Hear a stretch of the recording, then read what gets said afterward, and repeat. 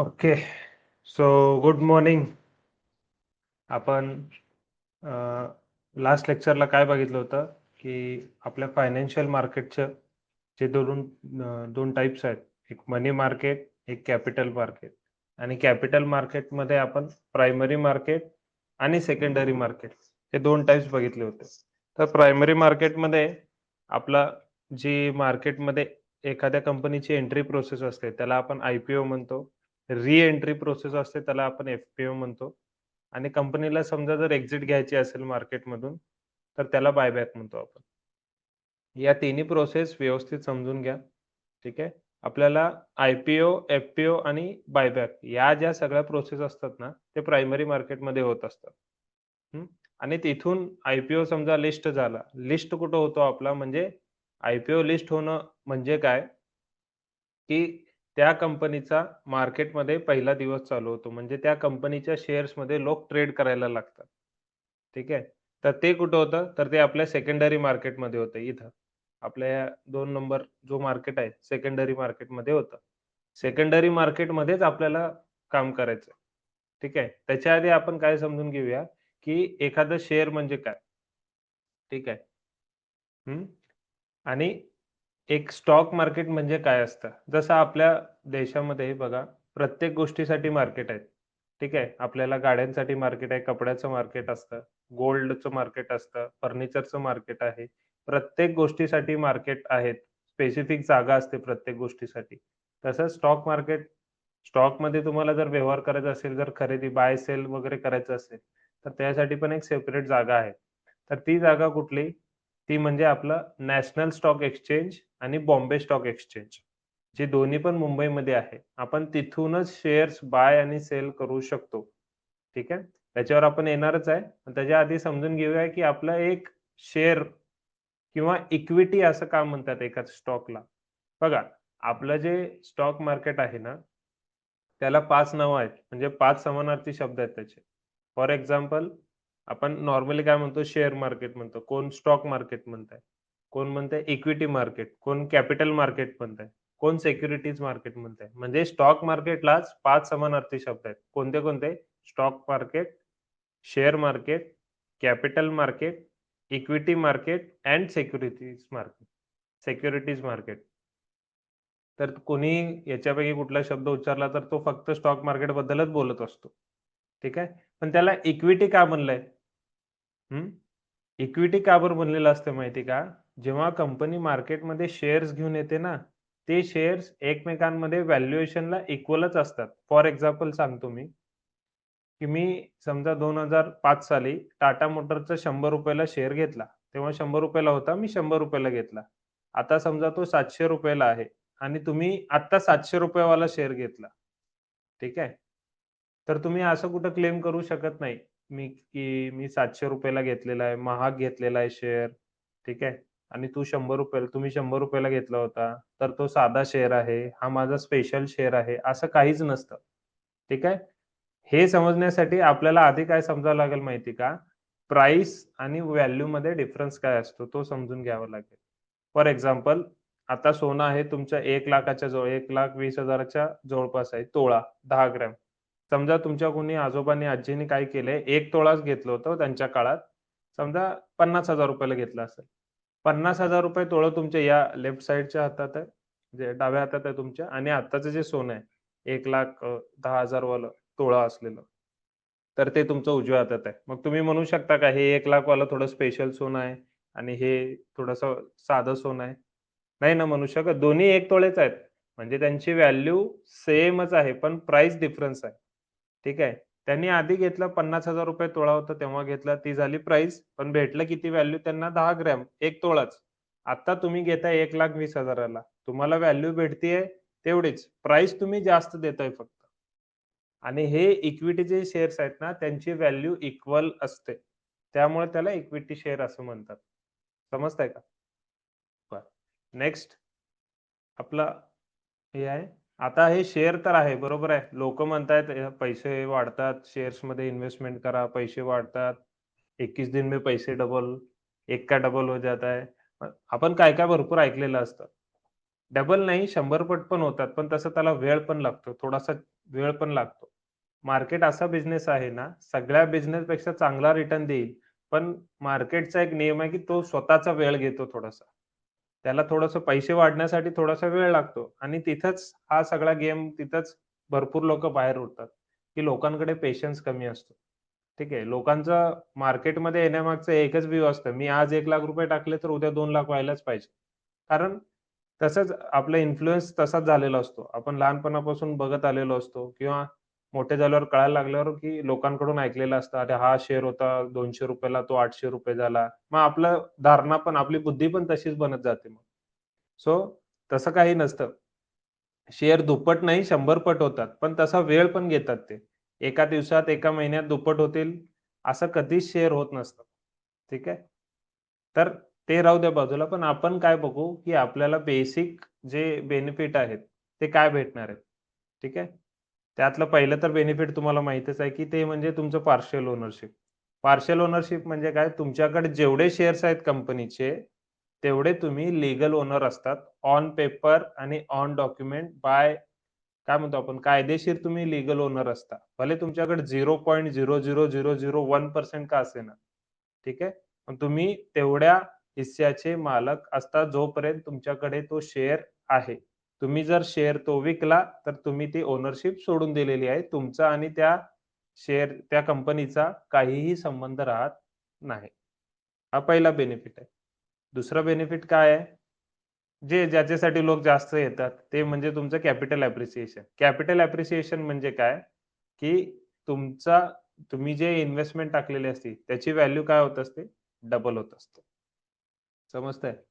Next हे म्हणजे dividend. Dividend म्हणजे काय? आता मी कंसात लिहिलेलं आहे. ब्रॅकेटमध्ये काय लिहिलंय? Profit sharing. आता मला सांगा, तुम्ही कंपनीमध्ये जेव्हा इन्व्हेस्टमेंट करता, तुम्ही कंपनीचे ओनर होता, राइट? तर ओनरला जेव्हा प्रॉफिट होईल किंवा कंपनीला जेव्हा प्रॉफिट होईल, ओनरला त्याचा हिस्सा भेटलाच पाहिजे. बरोबर? तुमच्याकडे भले 1 शेअर असू दे, 2 शेअर असू दे, 5 शेअर असू दे किंवा करोडो शेअर्स असू दे. ठीक आहे.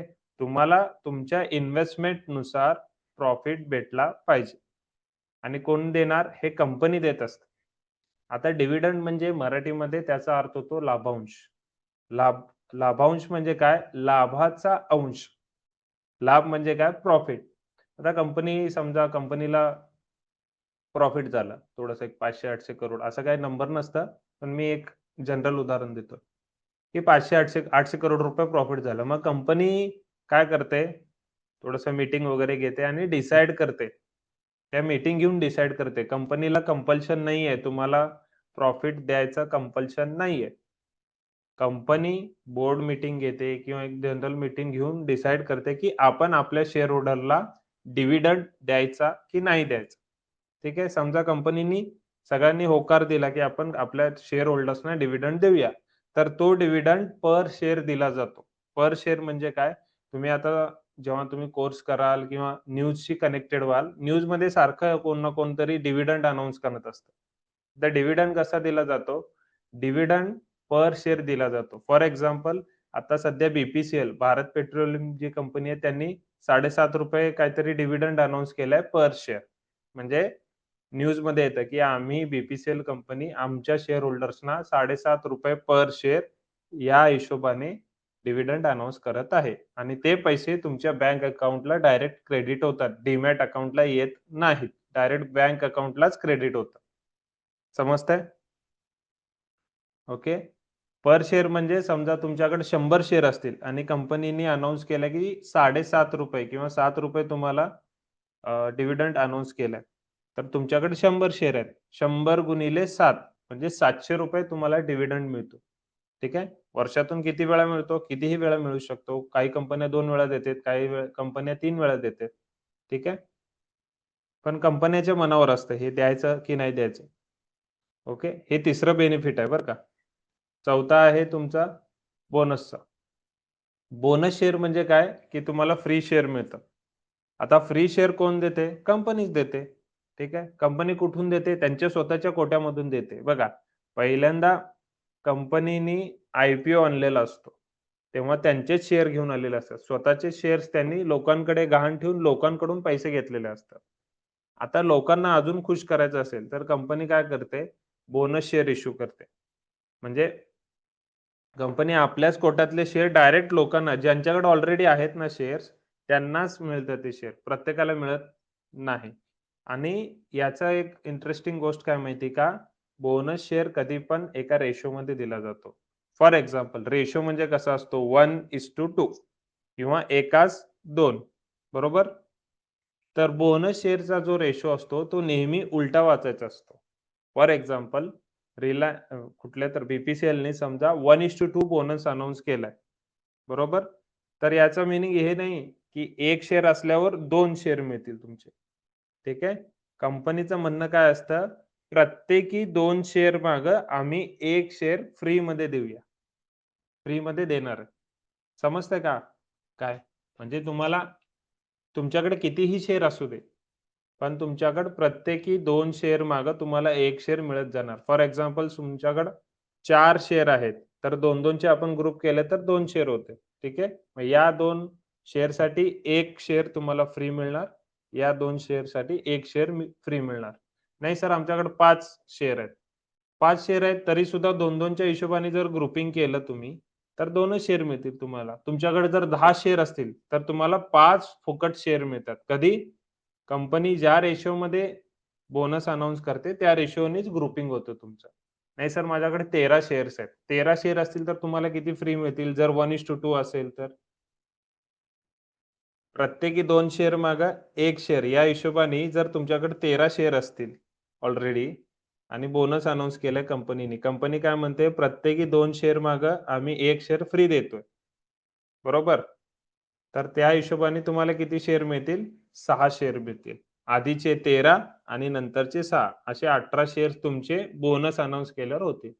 पण बोनस अनाउन्स केल्यावर काय होतंय, तुमच्या शेअरचे जे 13 शेअर होते ना आधी, त्याची प्राईस पण थोडीशी कमी होते. आणि सगळ्या 18 शेअरची प्राईस ओव्हरऑल कमी होती. तुमची इन्व्हेस्टमेंटची व्हॅल्यू कमी होत नाही. समजतंय? हा एक बेनिफिट आहे आपल्याला. सर बोनसचा आपल्याला काय बेनिफिट? व्हॅल्यू तर कमी होतीये. ठीक आहे? तसं नाही विचार करायचा.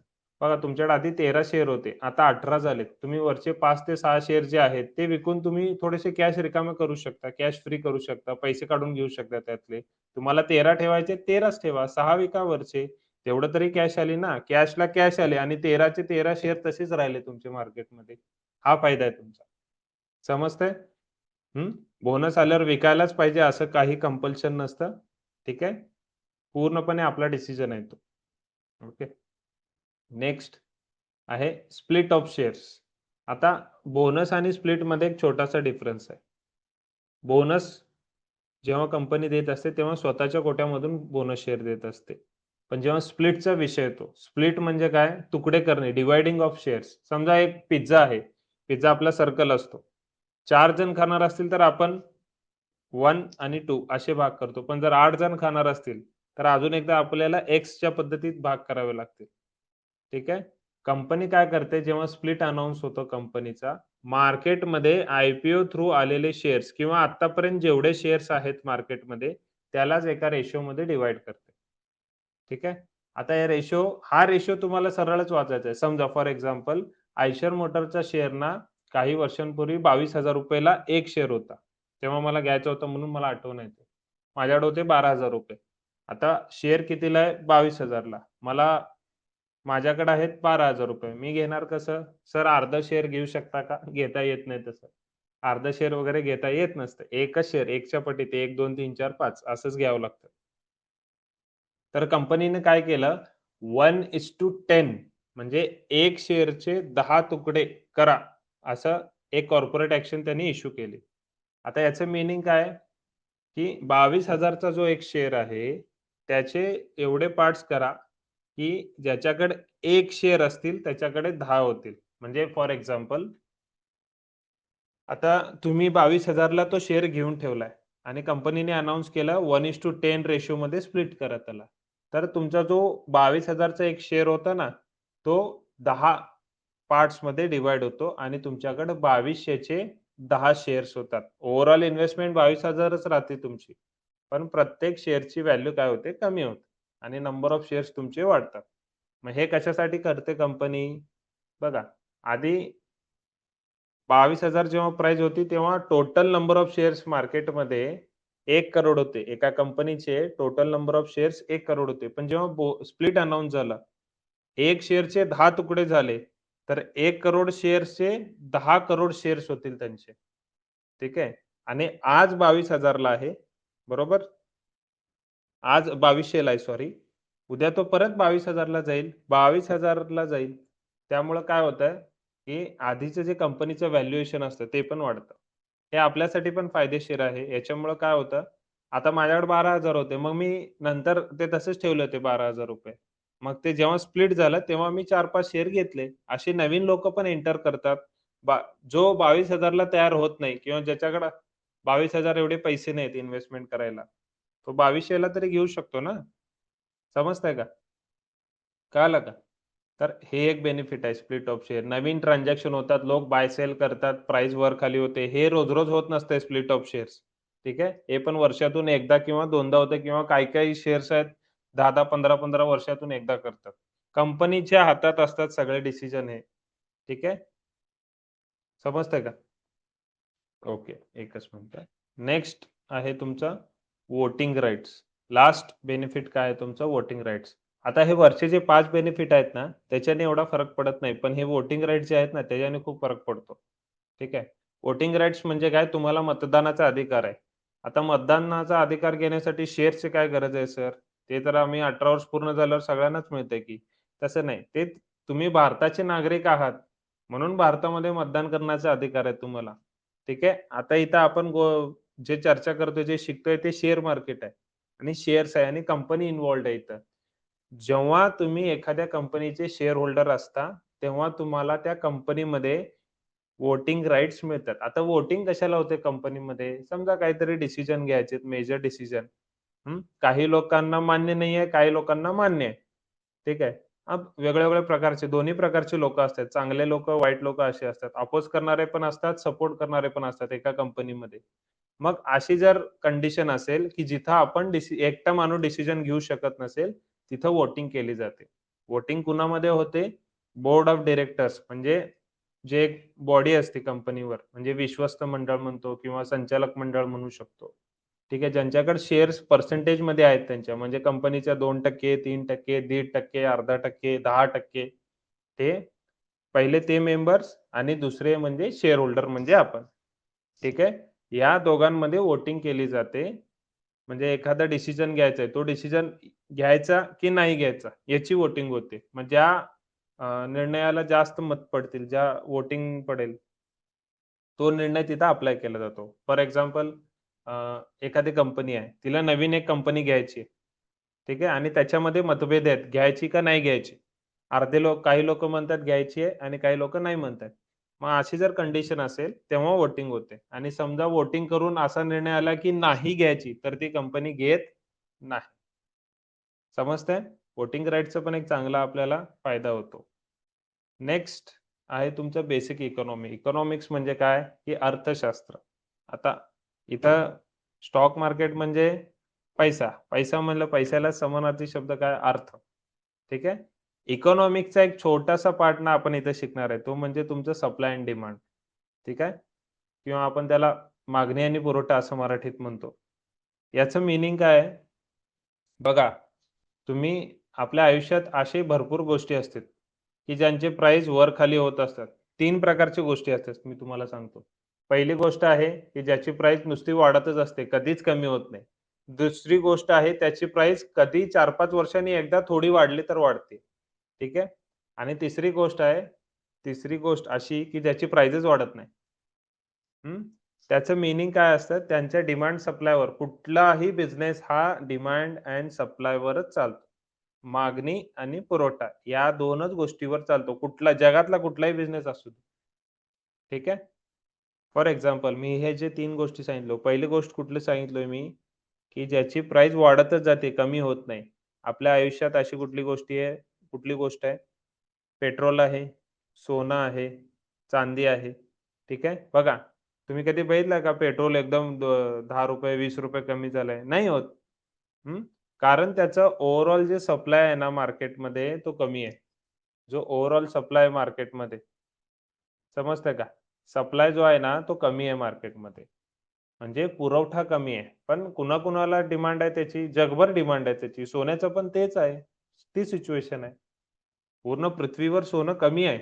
पण पाहिजे कुणाला? सगळ्या लोकांना पाहिजे. हं. म्हणजे आता काय म्हणतो आपण?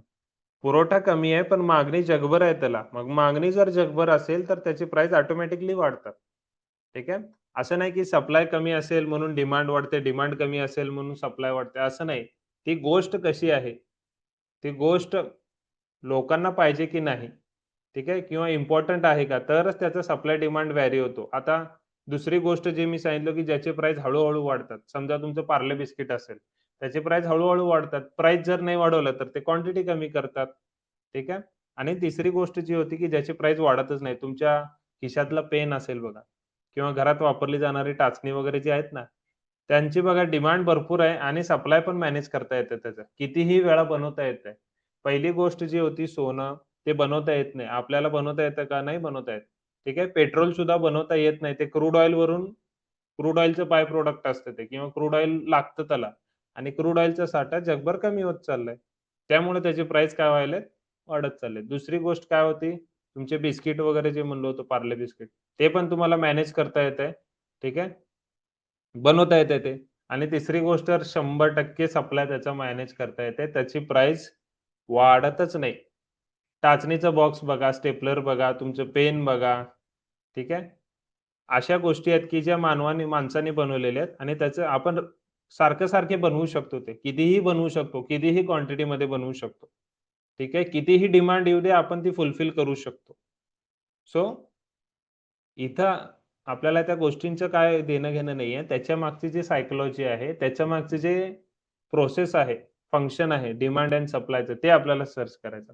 म्हणजे काय, आपण आता 2 गोष्टी समजून घेणार आहे. ते म्हणजे काय, डिमांड आणि सप्लाय म्हणजे काय? आणि त्याचा मार्केटमध्ये काय उपयोग होतो? डिमांड म्हणजे काय? लोक बघा पहिलं त्याच्या आधी मला सांगा, मार्केटमध्ये नंबर ऑफ शेअर्स जे आहेत, नंबर ऑफ शेअर्स म्हणतोय मी, ते लिमिटेड आहेत एका कंपनीचं फॉर एक्झाम्पल टाटा स्टीलचे.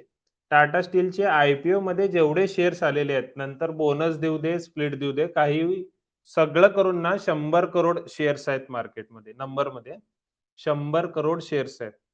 हं. आणि 130 करोड ऑर्डर्स पडलेत तिथं, ते 100 करोड शेअर्स घेण्यासाठी. ठीक आहे. म्हणजे काय सप्लाय कमी आहे. सप्लाय किती आहे तुमचा? साठा किती आहे? 100 करोड. बरोबर?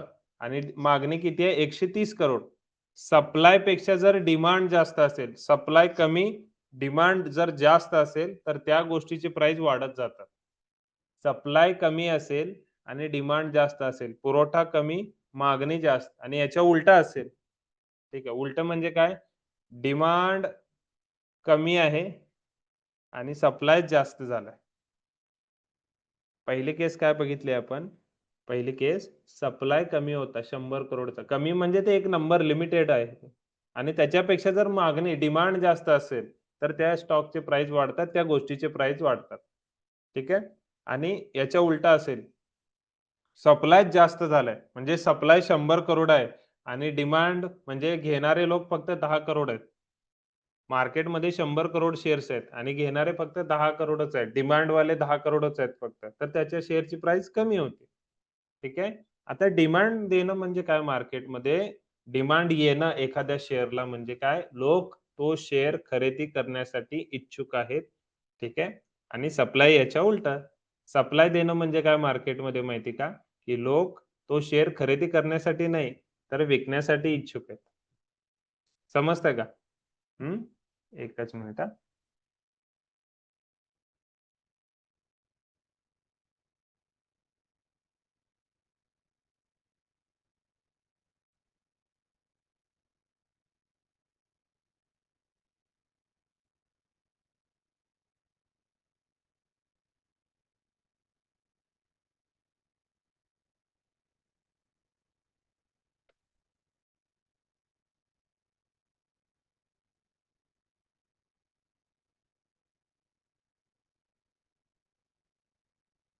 एकच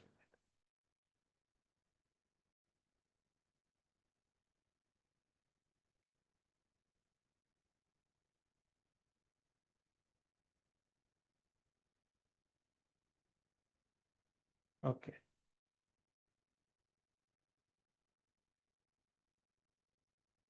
ओके. तर सप्लाय आणि डिमांड म्हणजे काय? डिमांड म्हणजे काय? की लोक आहेत ना त्यावेळी आपल्याला खरेदी करण्यासाठी इच्छुक आहेत. शेअर्स खरेदी करण्यासाठी. सप्लाय याच्या अपोझिट. सप्लाय म्हणजे काय? की लोक त्या दिवशी त्यावेळी खरेदी करण्याला इच्छुक नाही आहेत. विकायला, शेअर्स विकण्यासाठी इच्छुक आहेत. आता सप्लाय चांगला कधी आला होता माहिती आहे का? कोरोनाच्या वेळेस. ठीक आहे. 2020 मध्ये लोक खरेदी करत नव्हते शेअर्स. काही लोकं डिमांड देत होते. ठीक आहे. ते त्यावेळी ज्यांनी त्यांनी डिमांड दिलेली आहे ना, ते आज मस्त करोडोमध्ये, लाखोमध्ये प्रॉफिटमध्ये आहेत. ठीक आहे. सप्लाय देणं म्हणजे काय लोकं घाबरून शेअर्स विकतायत आणि डिमांड देणं म्हणजे कॉन्फिडेंटली शेअर्स बाय करतायत. ओके. ह्याच्यावरच मार्केट आहे. हे आज जर गोष्टी कळाल्या तुम्हाला, ठीक आहे. डिमांड कधी येते बघा एखाद्या शेअरला, की कंपनी समजा काहीतरी नवीन प्रोजेक्ट्स घेऊन आली, नवीन प्रॉडक्ट लॉन्च झालंय त्यांचं. ठीक आहे. नवीन प्रॉडक्ट वगैरे जर लॉन्च झालेलं असेल, तर चांगले त्या कंपनीला डिमांड येते. पण समजा कंपनी घोटाळ्यात सापडली आहे, कुठल्यातरी गोष्टींमध्ये कायद्याच्या कचाट्यात सापडली आहे किंवा कुठल्यातरी लीगल ॲक्शन झाली आहे त्यांच्यावर. मग त्यावेळेस काय होते लोकं घाबरून ना शेअर्स विकून टाकतात. ठीक आहे. आणि त्यावेळेस मग सप्लाय येतो आणि लोकं जर घाबरून शेअर्स विकायला लागले, तर मग काय होतं माहिती आहे का? सप्लाय आल्यामुळं शेअरची प्राईस पडतात. शेअरची प्राईस वाढण्याचं आणि पडण्याचं हे एकमेव कारण आहे. Supply end demand. मग तो कशामुळं का येईना, न्यूजमुळे येईना, न्यूजमुळं आला असेल किंवा कंपनीला लॉस झाला असेल, कंपनी प्रॉफिटच म्हणजे काहीतरी वेगळंच काहीतरी स्कॅम झाला असेल किंवा बाहेर कंपनीमध्ये काहीतरी ॲक्सिडेंट झाला असेल, कधी-कधी आग लागते, काहीही होऊ शकतं. ठीक आहे. तर ते लोकं निगेटिव्हली घेतात का पॉझिटिव्हली घेतात, याच्यावर तो सप्लाय डिमांड डिपेंड असतो. आपल्याला तेच चेक करायचं आहे, की आज मार्केटमध्ये डिमांड आली आहे एखाद्या शेअरला का सप्लाय आला. ठीक आहे. आणि याच्यावरच तुमचं मार्केट चालत असतं. हे जर कळालं तर तुमचं मार्केटमध्ये ट्रेड करणं, इन्व्हेस्टमेंट करणं अजून सोपं होतं. ठीक आहे. आता हे सगळं होतं कुठं तुमचं? हे सगळं होतं तुमच्या स्टॉक एक्सचेंजमध्ये. तर स्टॉक एक्सचेंज म्हणजे काय? की जिथं तुम्ही शेअर्स बाय आणि सेल करता. ठीक आहे. तर तसे 2 स्टॉक एक्सचेंज आहेत आपले. कुठले 2 स्टॉक एक्सचेंज आहेत? एक आहे तुमचं NSE आणि दुसरं आहे BSE. BSE म्हणजे बॉम्बे स्टॉक एक्सचेंज. NSE म्हणजे नॅशनल स्टॉक एक्सचेंज. ओके. समजतंय?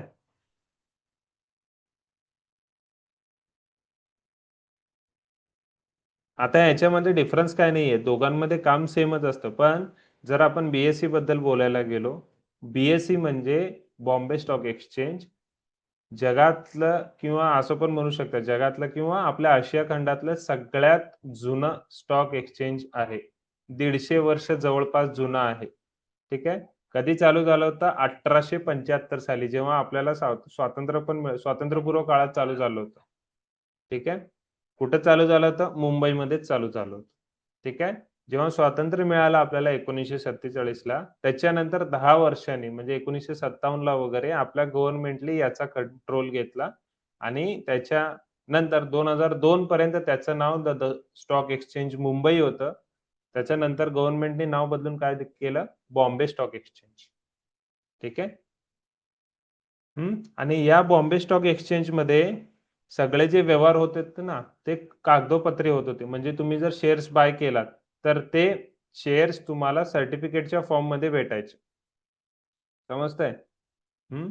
सर्टिफिकेट जर हरवलं, तर तुमचे शेअर्स हरवले असं ते गृहीत धरलं जायचं. पण नंतर-नंतर काय झालं, इंटरनेट येत गेलं आणि आपण पेपरलेस होत गेलो. जेव्हा इंटरनेट मार्केटमध्ये पहिल्यांदा आलं ना, तेव्हा इंटरनेटचा वापर करून पहिला ट्रेड झाला तो NSEमध्ये. ठीक आहे. हे पण पॅरलली तेव्हाच चालू झालं होतं, पण हे ग्रो झालं नव्हतं तेवढं. ठीक आहे. पण जेव्हा इंटरनेटवरून पहिले ट्रेड व्हायला लागले. इंटरनेट आपल्या भारतात आलं 90ला वगैरे 1990-92च्या रेंजमध्ये आलं. ठीक आहे. तेव्हा पहिल्यांदा सगळे इंटरनेटवरून पहिले ट्रान्झॅक्शन झाले ते बँकेचे ट्रान्झॅक्शन झाले. म्हणजे IMPS, RTGS, NEFT आपण जे करतो ना, ते ट्रान्झॅक्शन झाले. मग त्याचाच यूज करून त्याच प्लॅटफॉर्मवर तीच टेक्नॉलॉजी वापरून आपले शेअर्स ट्रेड गेले. शेअर्सची जी ट्रेडिंग आहे ती चालू झाली. पण ते पहिल्यांदा कुठं चालू झाली? हे NSEवर चालू झाली. ओके. आणि त्यामुळेच NSEमध्ये पण सध्या सुद्धा टेक्नॉलॉजिकली खूप चांगलं आहे NSE. ठीक आहे. BSE जुनं आहे मान्य आहे मला. BSE 150 वर्ष जुनं आहे. नॅशनल स्टॉक एक्सचेंज एक 27 ते 28 वर्ष जुनं आहे. म्हणजे 93 पासून काहीतरी चालू झालंय. 30 वर्ष जुनं आहे आपण असं पकडू शकतो. ठीक आहे. तर जेव्हा तुमचा टेक्नॉलॉजीचा विषय येतो ना, तेव्हा एन-एस-ई पुढे असतं. बी-एस-ई अजून टेक्नॉलॉजिकली थोडंसं मागे आहे. ठीक आहे. जे शेअर्स तिकडे ट्रेड होतात, इकडे बी-एस-सीला पण होतात. आय-पी-ओ जेव्हा कंपनी आणत असते, तेव्हा त्यांना 2 ऑप्शन असतात. तुम्हाला दोन्ही मार्केटवर लिस्ट व्हायचं आहे का कुठल्यातरी एका मार्केटवर लिस्ट व्हायचं आहे. फॉर एक्झाम्पल तुम्हाला फक्त एन-एस-सीमध्ये व्हायचं असेल तर ओके. फक्त बी-एस-सीमध्ये व्हायचं आहे तरी पण ओके. आणि नाही सर आम्हाला दोन्हीवर व्हायचं आहे, तरी सुद्धा ओके. ठीक आहे. आय-पी-ओ जेव्हा कंपनी आणत असते, तेव्हा हे त्यांना ऑप्शन असतो तो आणि कंपनीचा निर्णय असतो तो. ठीक आहे. आता बघा मार्केटमध्ये थोडंसं अजून पुढे जाऊ, की मार्केटमध्ये तर तुमचे 10,000 पेक्षा जास्त शेअर्स आहेत. ठीक आहे. मग तुम्ही लक्ष कोणत्या शेअर्सवर देणार? कुठे लक्ष देणार? आणि रोज किती शेअर्स ट्रॅक करणार? ठीक आहे. बघा आता हे सोपं व्हावं, मार्केटवर आपल्याला लक्ष देता यावं. मार्केटचं आपल्याला कंडिशन समजायला पाहिजे. पॉझिटिव्ह साइडला आहे का निगेटिव्ह साइडला आहे, हे कंडिशन आपल्याला समजायला पाहिजे. त्यासाठी गव्हर्नमेंटने काय केलेलं आहे माहिती का? की एक टूल बनवलेला आहे. टूल म्हणजे काय? तो इंडेक्स. त्याला नाव आहे इंडेक्स. आता हे इंडेक्स काय काम करतं? त्याचं एक एक्झाम्पल देतो. तुमच्या गाडीच्या टाकीमध्ये पेट्रोल असतं. समजा कितीही असू दे पेट्रोल, ठीक आहे.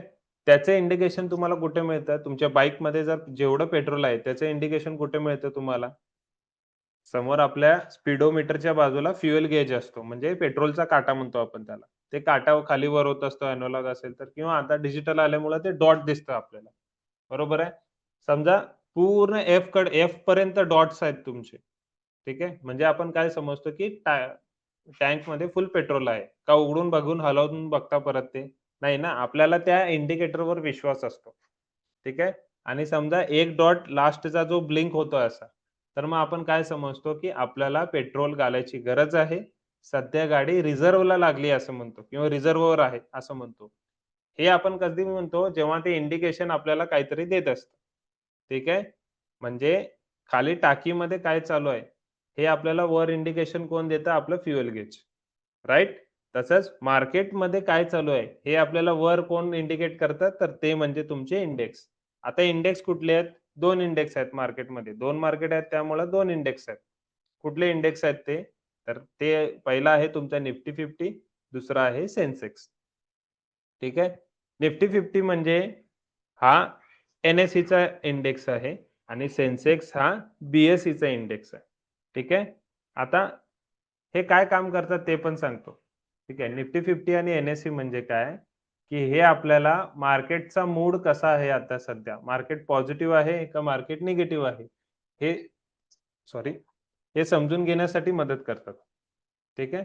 फॉर एक्झाम्पल आता आपण निफ्टीचं एक्झाम्पल घेऊया. निफ्टी 50 मध्ये ऑन एन एव्हरेज काय तर सॉरी ऑन एन एव्हरेज काहीतरी 8,000 पेक्षा जास्त स्टॉक आहेत. ठीक आहे. मग तुम्ही रोज 8,000 स्टॉक्सला ट्रॅक करणार का? हां. नाही सर मी 100 स्टॉकला ट्रॅक करू शकतो. पॉसिबलच नाहीये. तुम्ही रोज 100 स्टॉकला ट्रॅकच करू शकत नाही. कारण तुम्ही तेवढं ट्रॅक करेपर्यंत तुमच्या मार्केटचं टायमिंग निघून जातं. नाही सर मी 10 स्टॉकला ट्रॅक करतो. ते सुद्धा लॉजिकली पॉसिबल नाहीये. ठीक आहे. तर कंपनीने आपल्यासाठी गव्हर्नमेंटने काय केलेलं आहे माहिती का? एक 50 स्टॉकचा ग्रुप बनवलेला आहे. ठीक आहे. आता 50 स्टॉक कुठले सर? नाही ते भारी जे असतात ते स्टॉक असं नसतं. सगळेच भारी असतात. सगळ्या कंपन्या चांगल्याच असतात. पण ज्यांचं मार्केट कॅपिटल जास्त आहे, मार्केट व्हॅल्युएशन पण म्हणू शकतो किंवा मार्केट कॅपिटलायझेशन असं म्हणतात त्याला. ठीक आहे. आता ते काय असतं? फॉर एक्झाम्पल रिलायन्सनी जेवढे शेअर्स मार्केटमध्ये ठेवलेत ना, मार्केटमध्ये ज्यांचे जेवढे शेअर्स आहेत, त्या सगळ्यांचं व्हॅल्युएशन आहे 20,00,000 करोड. किती? 20,00,000 करोड व्हॅल्युएशन आहे. आता ते व्हॅल्युएशन काढलं कसं त्यांनी? जेवढे नंबर ऑफ शेअर्स आहेत, गुणिले त्यांचं करंट मार्केट प्राइस सध्याचा चालू भाव काय आहे? यांचं जर आपण मल्टिप्लिकेशन केलं, गुणलं एकमेकाला, गुणिले केलं, तर तिथं जे व्हॅल्यू येते ना, ते म्हणजे तुमचं 20,00,000 करोड आणि बाकीच्या 10,000 कंपन्यांमध्ये असं कोण नाहीये, की जे 20,00,000 आहे किंवा त्याच्यापेक्षा जास्त आहे. ठीक आहे. तर त्या ग्रुपमध्ये अशा कंपन्या आहेत, की ज्यांचं मार्केट व्हॅल्युएशन सगळ्यात जास्त आहे. फॉर एक्झाम्पल पहिल्या लेव्हलला पहिल्या नंबरला येईल तुमचं रिलायन्स ज्याचं 20,00,000 करोड आहे. दुसऱ्या नंबरला HDFC बँक येईल ज्याचा 18 लाख करोड आहे. तिसऱ्याला TCS येईल ज्याचं 15 लाख करोड आहे. हे थोडं वर खाली होत असतं. का बरं वर खाली होत असतं? कारण त्यांची प्राइस पण वर खाली होत असते. ठीक आहे. पहिल्या नंबरला Reliance, HDFC bank 20 lakh crore, 18 lakh crore, TCS 16 lakh crore. असं सिरियल नंबर 50 पर्यंत त्यांनी कंपन्यांची एक लिस्ट बनवली आहे, की ज्यांचं व्हॅल्युएशन उतरत्या क्रमात बनवलंय. डिसेंडिंग ऑर्डरमध्ये एक लिस्ट बनवली आहे. सीरियल नंबर 50 पर्यंत. ठीक आहे. आणि त्या 50 कंपन्यांचा एक ग्रुप बनवलाय. त्याचं नाव आहे निफ्टी 50. गव्हर्नमेंटचं काय म्हणणं आहे, की या 50 कंपन्यांकडे बघून या 50 कंपन्यांचं जे एव्हरेज आहे, तेच तुमचं मार्केटचं इंडिकेशन आहे. म्हणजे आपल्या फ्युएलच्या, पेट्रोलच्या ह्याच्यामध्ये 1 डॉट समजा कुठनाचा तरी 2 लिटरचा असतो कुठल्यातरी गाडीचा. 4 डॉट असतील तर आपण काय म्हणतो 8 लिटर पेट्रोल आहे अजून गाडीत, 10 लिटर पेट्रोल आहे अजून गाडीत. हं. तसंच हे 50 कंपन्यांचा जो ग्रुप आहे ना, त्याची एक एव्हरेज प्राइस काढली आहे. आपण त्याबद्दल पण बोलणार आहे. तर ते एव्हरेज प्राइस वरूनच मार्केटच्या कंडिशनचा अंदाज घेता येईल तुम्हाला. म्हणजे ते एव्हरेज प्राइस 50 स्टॉकचं जर एव्हरेज आज पॉझिटिव्ह असेल, तर आपण असं म्हणतो की निफ्टी पॉझिटिव्ह आहे, म्हणजेच मार्केट पॉझिटिव्ह आहे. 50 कंपन्यांचा स्टॉक एव्हरेज प्राइस जर आज निगेटिव्ह असेल, तर आपण काय म्हणतो निफ्टी निगेटिव्ह आहे आणि म्हणजेच मार्केट NSEचं निगेटिव्ह आहे. दोन्ही पण सेम चालतात. फक्त एव्हरेज प्राइस वेगळे-वेगळे आहेत त्यांचे. ठीक आहे. निफ्टी 50 हा बनलाय तुमचा 50 स्टॉक्सनी. ठीक आहे. त्याची एव्हरेज प्राइस करंट आहे 25,500. आता एव्हरेज प्राइस कसं काढली आहे? इथे तुमच्या शेअरची प्राइस इंट्रोड्यूस झाली. शेअरच्या प्राइसचा एव्हरेज प्राइस आहे 25,500. ठीक आहे. आणि सेन्सेक्स बनलाय तुमचा 30 स्टॉकनी. कळतंय? ॲक्चुअली काय आहे माहिती का? सेन्सेक्स आधी बनलाय. तो 30 स्टॉक्सनी बनलेला आहे. ठीक आहे. तेच सेम टू सेम 30 स्टॉक घेऊन परत त्यात 20 स्टॉक ॲड करून नंतर निफ्टी 50 बनलाय. जर तुम्ही आत्तापर्यंत समजत असेल तुम्हाला तर हे कळेल, की सेन्सेक्स तुमच्या आधी आले. सेन्सेक्स हा BSEचा इंडेक्स आहे. ठीक आहे. म्हणजे सेन्सेक्स बघून समजतं, की BSEमध्ये काय चालू आहे आणि निफ्टी 50 बघून समजतं, की NSEमध्ये काय चालू आहे. कळालं? सेन्सेक्सचा फुल फॉर्म आहे सेन्सिटिव्हिटी इंडेक्स. काय आहे? सेन्सिटिव्हिटी इंडेक्स ऑफ BSE असं म्हणू शकता. निफ्टीचा फुल फॉर्म आहे, त्याची पहिला जो एन आहे तुमचा इथं, हा जो एन आहे एन, धिस स्टँड्स फॉर, एक मिनिट, हे जे एन आहे ना, हे कशासाठी म्हणतात? हे NSEचं आहे. ती स्टँड्स फॉर NSE आणि हे IFTY जे आहे ना, IFTY ते 50 ची जे स्पेलिंग आहे इंग्लिशमध्ये FIFTY. ठीक आहे. त्या 50च्या स्पेलिंग मधून तो IFTY एवढे अक्षर घेतलेले आहेत. ठीक आहे. आणि सेन्सेक्स जो आहे तुमचा, सेन्सेक्स म्हणजे सेन्सिटिव्हिटी इंडेक्स मधला एक्स घेतलेला. सेन्स आणि एक्स आहे ते. सो BSEचा इंडेक्स आहे सेन्सेक्स. BSE मध्ये काय चालू आहे हे सेन्सेक्स सांगतंय. NSE मध्ये काय चालू आहे हे निफ्टी 50 सांगतंय. समजतंय? ओके. एकच मिनिट.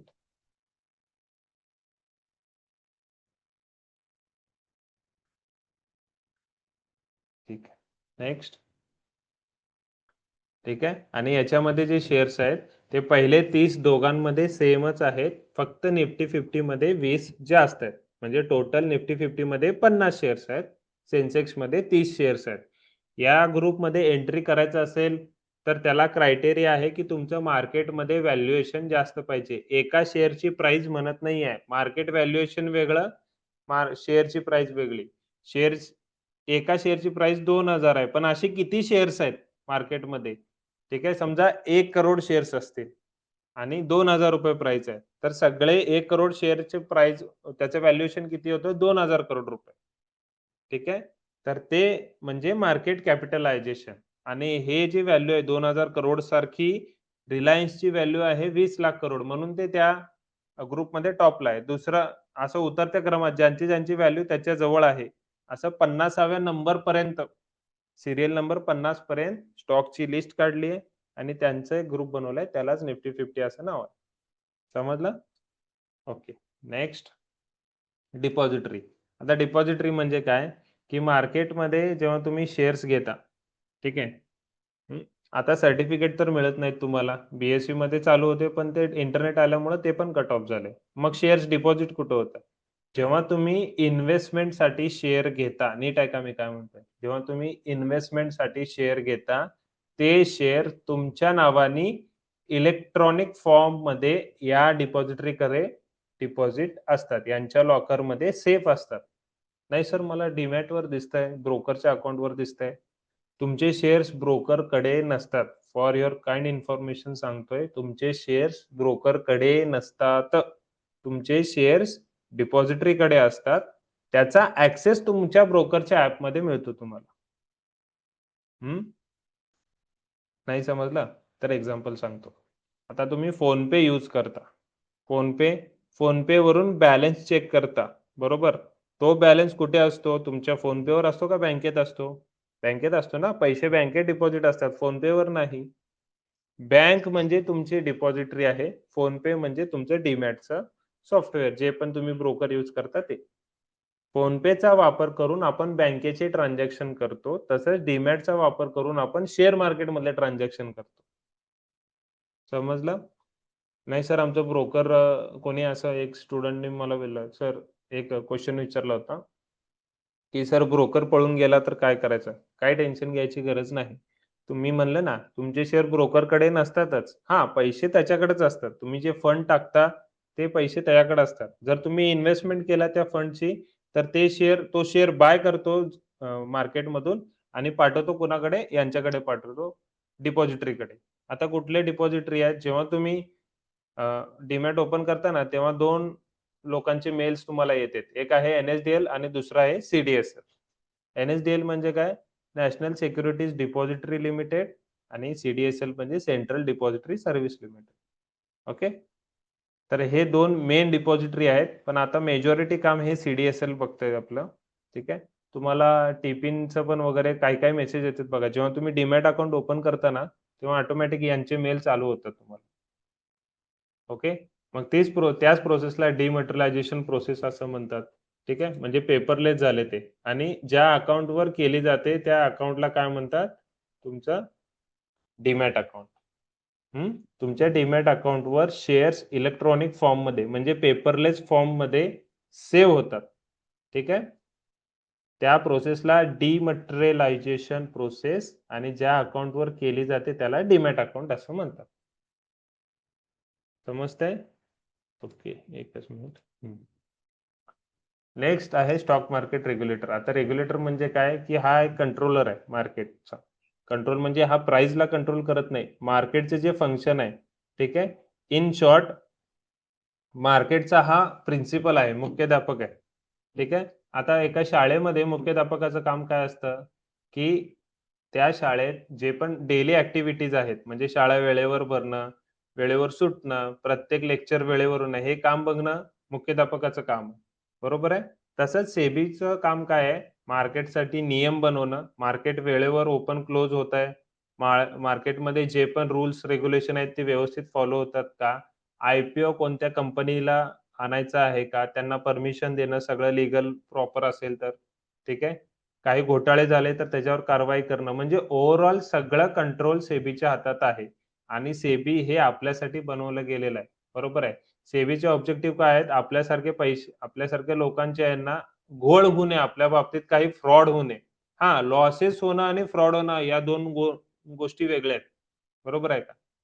फ्रॉड म्हणजे कुणीतरी तुम्हाला फसवलंय आणि लॉस होणं म्हणजे तुम्ही एखाद्या शेअरमध्ये टाकलात किंवा दुसरीकडे कुठेतरी मार्केटमध्ये इन्व्हेस्टमेंट केलं. तिथं लॉस झाला तर सेबी त्याला जबाबदार नसते.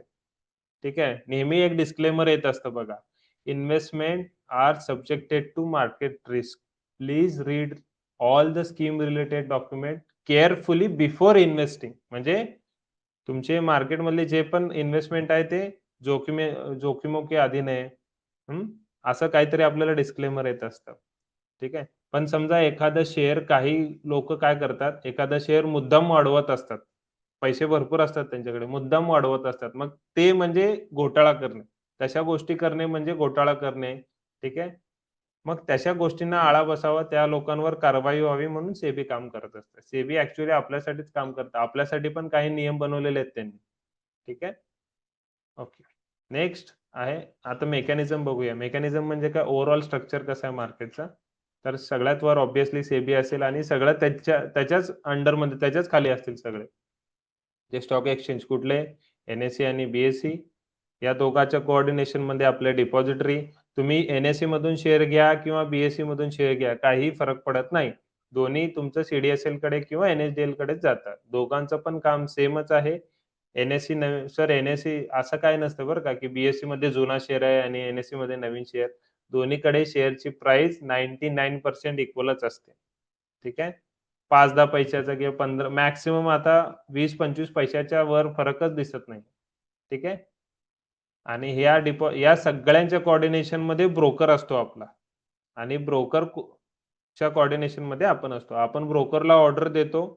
म्हणजे ट्रेडिंगची ऑर्डर असेल किंवा इन्व्हेस्टमेंटची ऑर्डर असेल, हे पूर्ण सर्कल कंप्लीट करूनच परत आपल्याकडे दिसत असतं. हे सगळं विदिन अ सेकंड घडत असतं. त्यामुळे आपल्याला ते लगेच जाणवत नाही.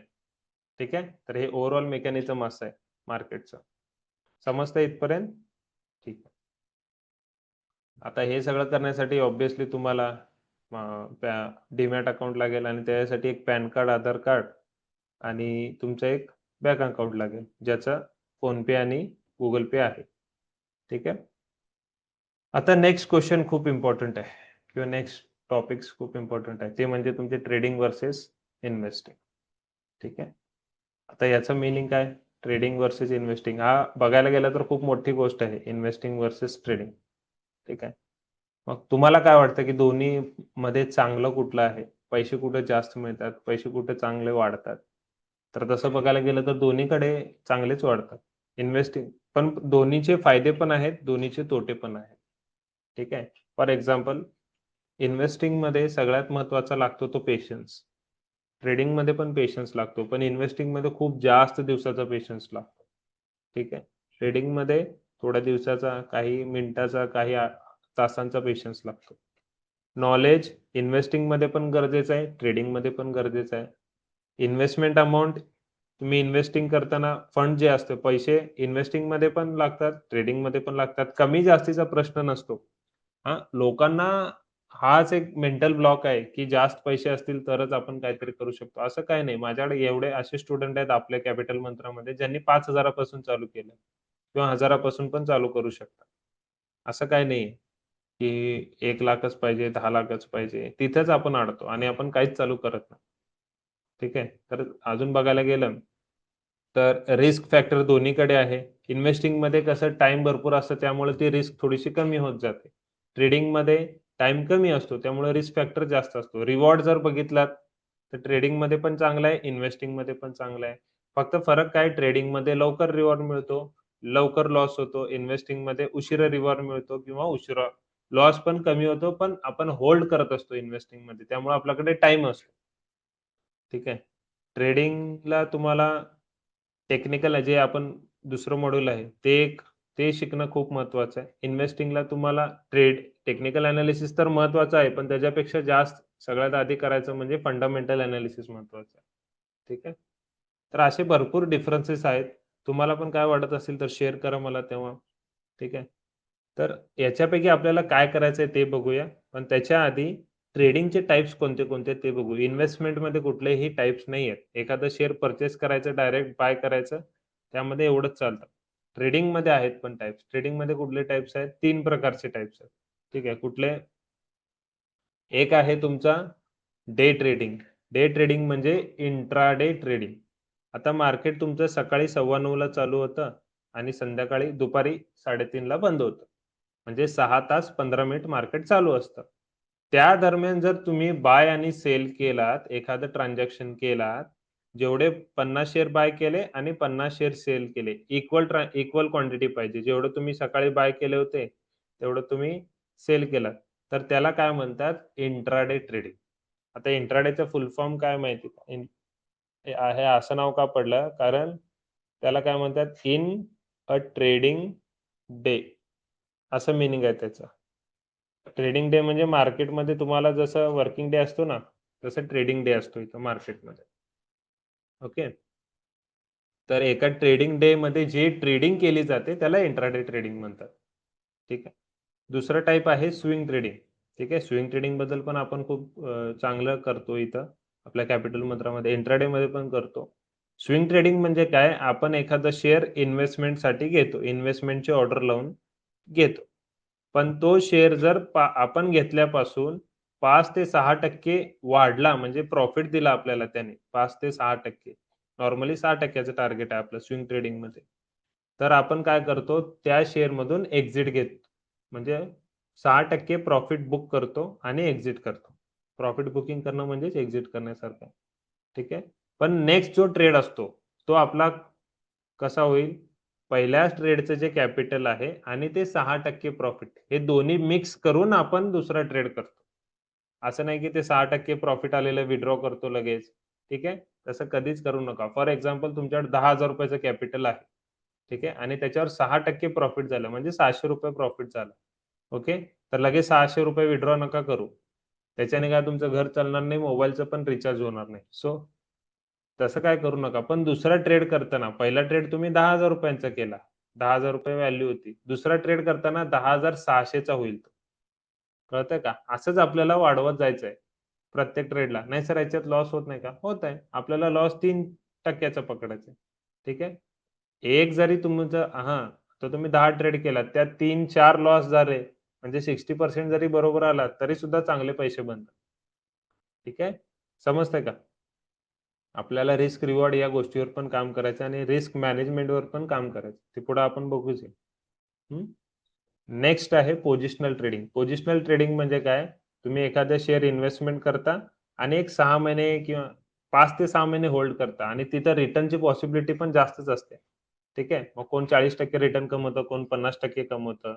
हे वर्षातून कमी ट्रेड्स होतात असे. ठीक आहे.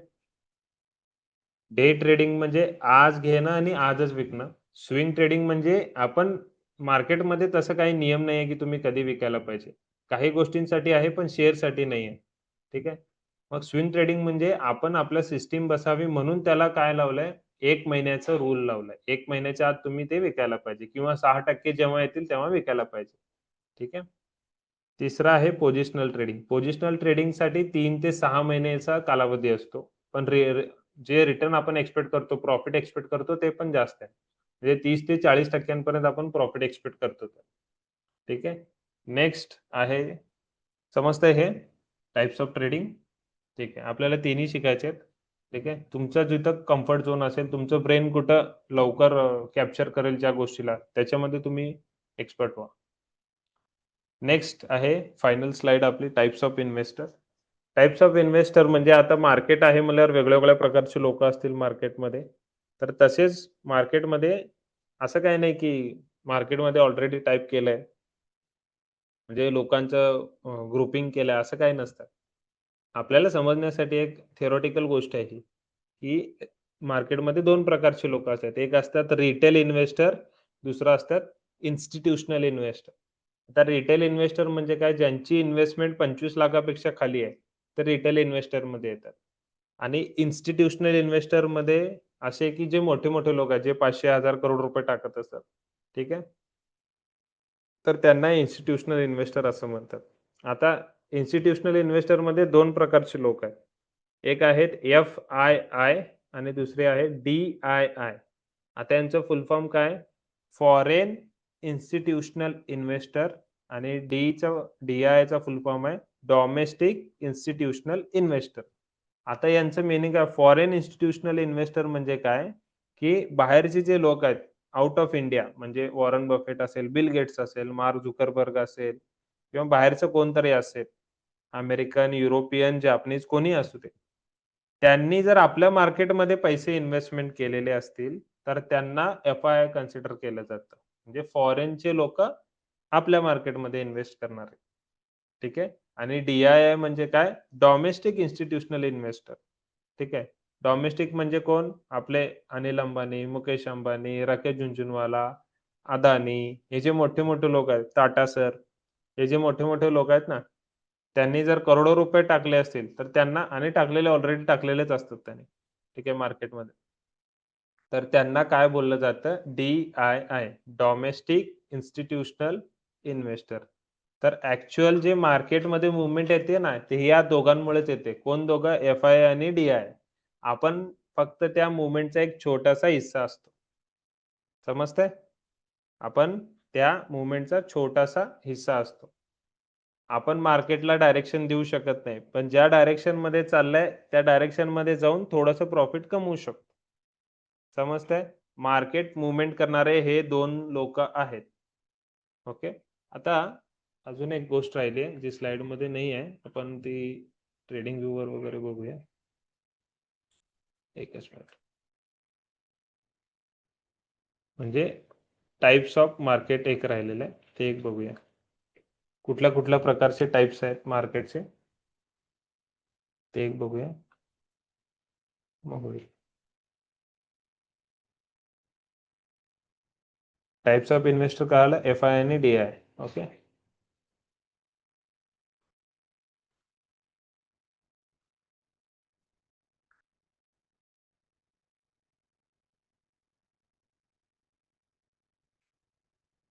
आता मार्केटमध्ये ना वेगळ्या वेगळ्या प्रकारचे लोक आहेत. ठीक आहे. कुठले कुठले लोक आहेत?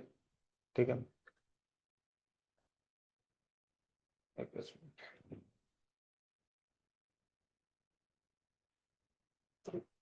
मार्केटमध्ये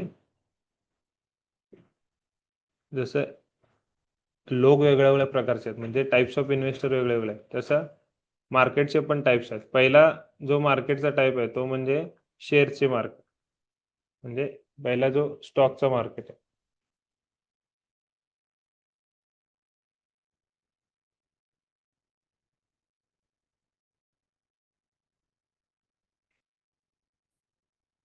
पहिला येतो तो शेअरचा किंवा स्टॉक मार्केट. म्हणजेच कुठलं मार्केट? आपला NSE आणि BSE.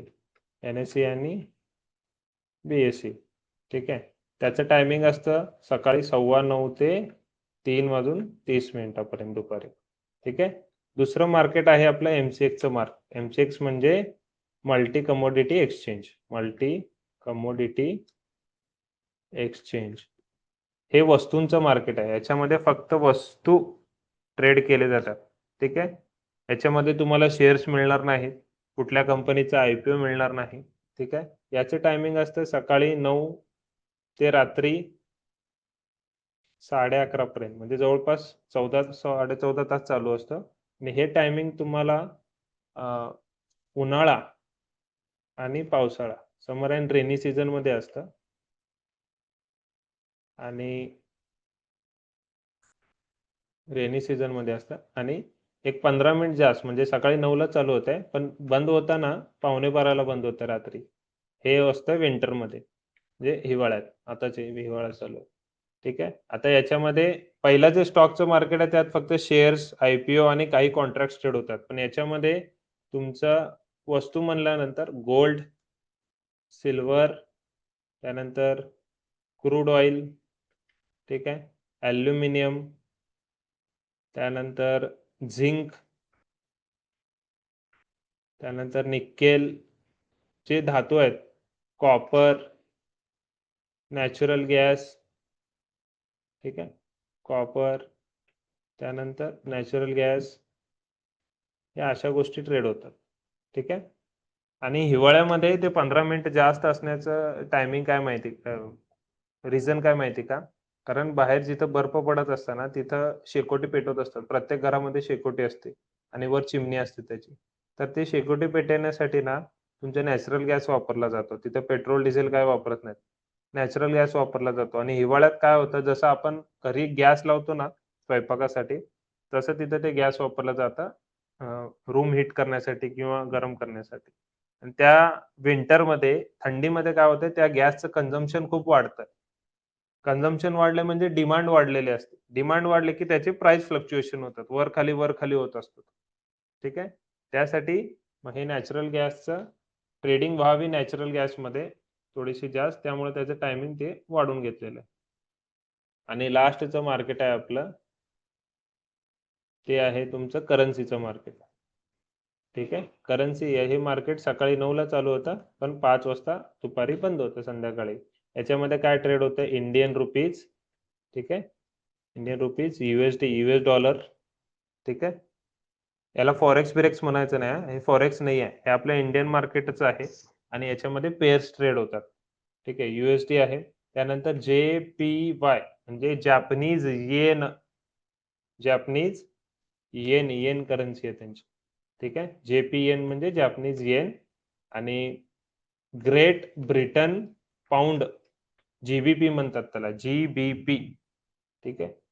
ग्रेट ब्रिटन पाऊंड, 1 2 3 4, आणि European euros, European euros, euro short form मध्ये EUR असं म्हणतात. या 5 करन्सी मार्केटमध्ये ट्रेड होतात. तुम्ही हे तिन्ही जे ट्रेडिंग आहे ते एकाच डीमॅटच्या अकाउंट वरून करू शकता. समजतंय का? तुम्ही हे जे सगळं आहे ना, तुम्हाला जे पण तुमचं रेकॉर्ड करन्सीचा असेल किंवा कमोडिटीचा असेल, ते तुम्ही सगळं एकाच अकाउंटवर करू शकता, एकाच डीमॅट अकाउंटवर करू शकता. त्यासाठी काय सेपरेट डीमॅट अकाउंट काढायची गरज नाही आहे. समजतंय? तर इथे तुमचा फर्स्ट मॉड्यूल संपतो, ठीक आहे. फर्स्ट मॉड्यूल संपल्यानंतर तुमचं सेकंड मॉड्यूल आहे, टेक्निकलचं मॉड्यूल आहे, तो पण आपण लवकरच चालू करूया, ठीक आहे. तोपर्यंत काळजी घ्या, टेक केअर, थँक्यू. ओके.